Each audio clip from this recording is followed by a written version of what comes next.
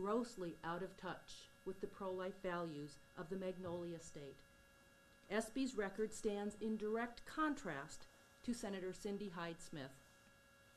As a state senator, Cindy Hyde-Smith was a leader in the fight for life. She authored a bill requiring abortions be performed after 12 weeks, that they be performed either at a hospital or an ambulatory surgical facility.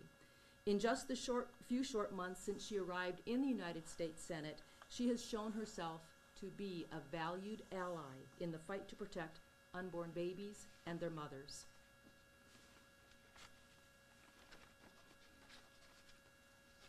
Her sheet is long. I got to make sure I have it. Cindy Hyde-Smith supports one of National Right to Life's signature pieces of legislation, the Pain-Capable Unborn Child Protection Act, a bill that would protect unborn children from abortion at 20 weeks, a point at which they are capable of feeling pain, whether it be killed by dismemberment or other late abortion methods. Cindy Hyde-Smith opposes using federal tax dollars to pay for abortion on demand.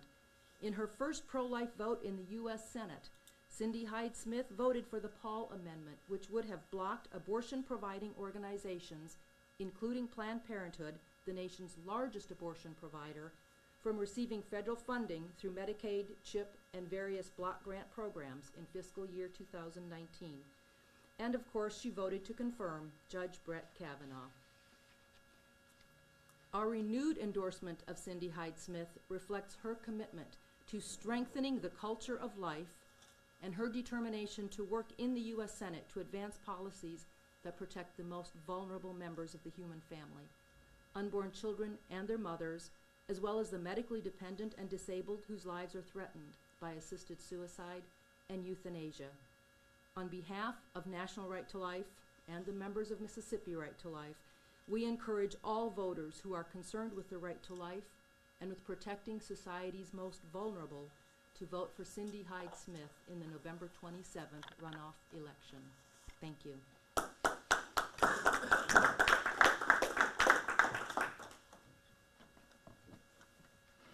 I know you may have some questions. We'd like to, if you would, talk about Carol's visit here today and the endorsement, but I'm sure you have some other questions you might want to ask. Obviously, I'd like to ask the Sure. Senator about the public hanging comment.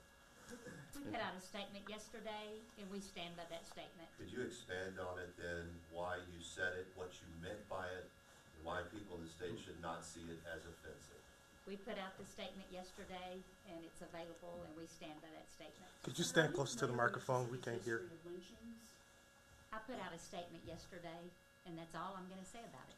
Governor Phil You Bryant. mentioned that it shouldn't be viewed with a negative connotation. Could you at least I explain put out a how it statement could be positive? yesterday, and we stand by the statement, and that's all I'm going to say about it. Is that Governor? phrasing in your everyday lingo, in your vocabulary? Do you use I put that out a phrase? statement yesterday. Governor, you Stand by the appointed her statement. as a United States Senator. You have a huge black population that are looking for answers on why she used that kind of language. And you have worked to try to make it known that Mississippi no longer has that past. When you're hearing her say, I put out a statement yesterday, and that's all I have to say I about think it. she What do you is, say? she's certainly addressing the fact that she has put out a statement. I can tell you all of us in public life have said things on occasion that we could have phrased better. When you make as many speeches as we do in public life, that does occur. But I know this woman, and I know her heart. I knew it when I appointed her. I know it now. She meant no offense by that statement. There was nothing in her heart of ill will.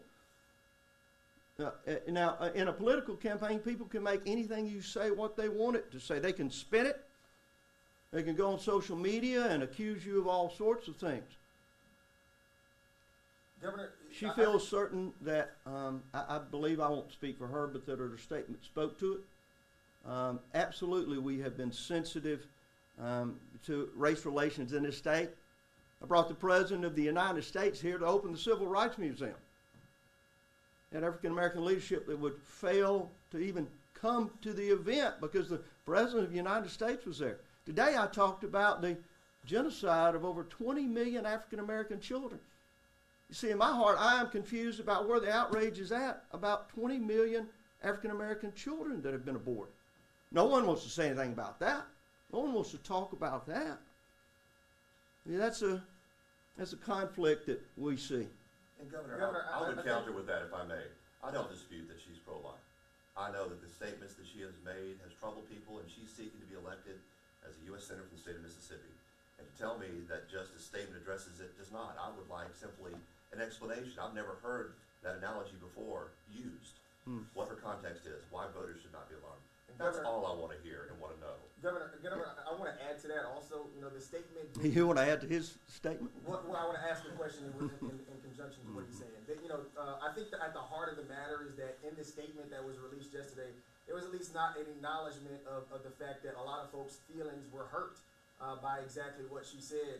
You know, we understand that she stands by what she says, but, you know, there was no acknowledgement that, you know, there were folks hurt in that process of what she said. And there still is. Now, I think we all realize that it's very easy for people to be offended and hurt by a number of things that could be said. But again, I know her, and everything is not about race. And so we are going to work hard and work as we move forward. We've made a lot of progress in the state of Mississippi. More things need to be done. But remember, we're in the middle of a political campaign. And those that oppose Cindy Hyde-Smith will take advantage of this. You might want to ask yourself, where did the video come from? I'm not blaming the person that took it, but this was clearly designed for a political purpose.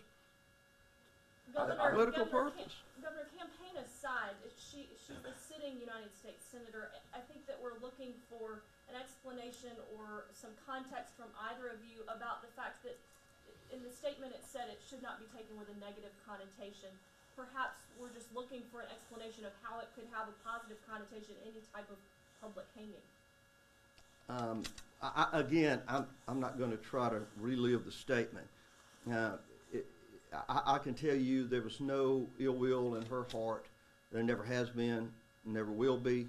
And that today she is, as we are, proud of, being endorsed by the National Right to Life so that we can stop the genocide of babies across America.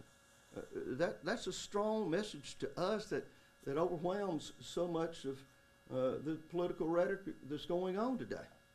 Now, that said, we are going to continue to fight for every Mississippian, as is the senator will do, under every circumstance. Governor, we are the today senator talking about the right to life. The senator is standing next to you and not addressing the questions. It doesn't answer the questions and the concerns. I mean, we're going to continue to ask these questions until you, with all due respect, address the questions. And we're addressing what context did you say that in, and have you ever been to a public hanging? What is a public hanging in your context? We Just did explain. address it yesterday. Thank you very much. Is public hanging a pro-life position? We did address it yesterday. Thank you.